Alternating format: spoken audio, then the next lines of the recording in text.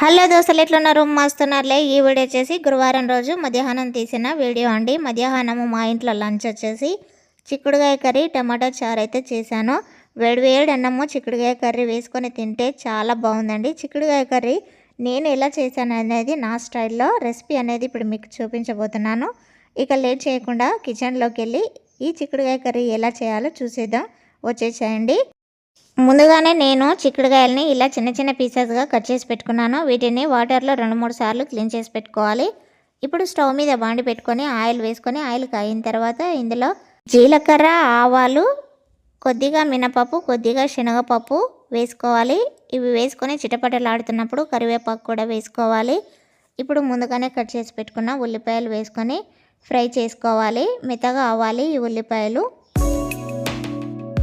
ఇలా ఫ్రై అవుతున్నప్పుడు మధ్యలోనే ఒక 2 టమాటాలు కట్ చేసుకొని వేసుకోవాలి। ఇవి కూడా చాలా మెత్తబడాలి।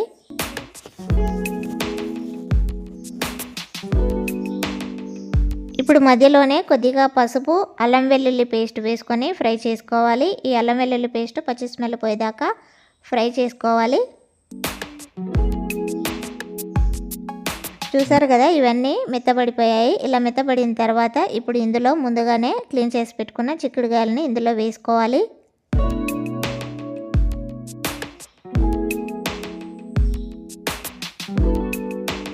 ఇలా వేసుకున్న తర్వాత ఈ చిక్కుడుగాయలకి ఈ పోపు మొత్తం బాగా పట్టేలా కలుపుకోవాలి।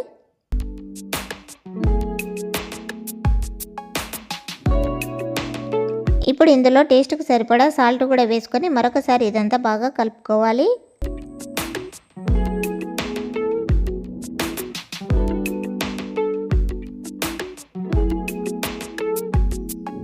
ఇలా కలిపిన తర్వాత దీనిపైన మూత పెట్టి ఒక 2 నిమిషాలు మగ్గించుకోవాలి। 2 నిమిషాల తర్వాత మూత తీసి మరొకసారి ఇదంతా కలుపుకోవాలి। ఇలా మూత పెడుతూ తీస్తూ ఈ చిక్కుడుగాయలు మెత్తబడేదాకా మగ్గించుకోవాలి। ఇలా మగ్గిన తర్వాత ఇప్పుడు రెడ్ చిల్లీ పౌడర్ అయితే యాడ్ చేసుకోవాలి। మనం ఎంత తింటామనే దాన్ని బట్టి వేసుకోవాలి। ఇలా వేసుకున్న తర్వాత ఇదంతా బాగా కలిసేలాగా అయితే కలుపుకోవాలి।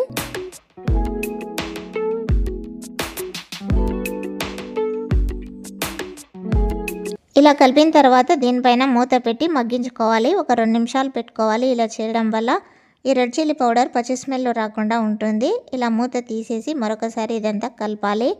1 నిమిషం పాటు ఇలా కలుపుతూనే ఉండాలి। ఇలా కలిపిన తర్వాత ఇప్పుడు ఇందులో తగినంత వాటర్ అయితే యాడ్ చేసుకోవాలి। నేను 1.5 గ్లాస్ వాటర్ అయితే పోసాను।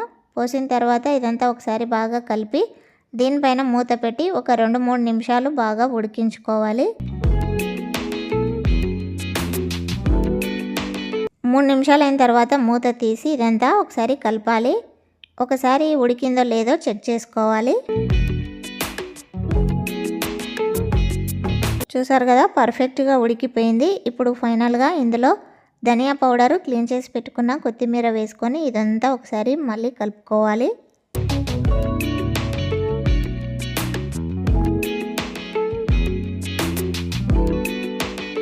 చూసారు కదా, చిక్కుడుగాయ కర్రీ అయితే రెడీ అయిపోయింది। ఇలా రెడీ అయిన కర్రీని వేరొక సర్వింగ్ బౌల్లోకి తీసుకుంటే రెడీ అయిపోయిందండి।